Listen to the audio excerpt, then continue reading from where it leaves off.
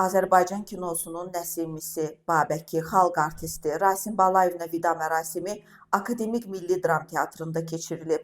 Vida mərasiminə mərhumun ailə üzvləri, yaxınları, tanınmış ictimaiyyət nümayəndələri və sənət adamları gəliblər. Vida mərasimindən sonra Rasim Balayev 1-ci Fəxri Xiyabanda dəfn edilib.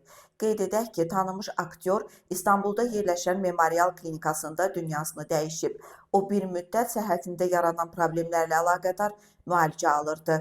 O, ağciyər xərçəngindən və yüksək şəkərdən əziyyət çəkirdi. Rasim Balayev 8 avqust 1948-ci ildə Ağsu rayonunda anadan olub. 1969-cu ildə Azərbaycan Dövlət İncəsənət İnstitutunu bitirib və Bakı kinostudiyasında Ulduzlar Sönmür adlı ekran işində kiçik rolla böyük kinoya gəlib. Xalq artisti bundan sonra Nəsimi, Babək, Atları Yəhərləyin, Dədə Qorqud və digər onlarla filmdə əsas rollarda çıxış edib.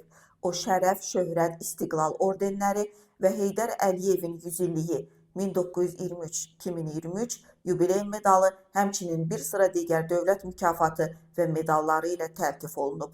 Allah rəhmət eləsin.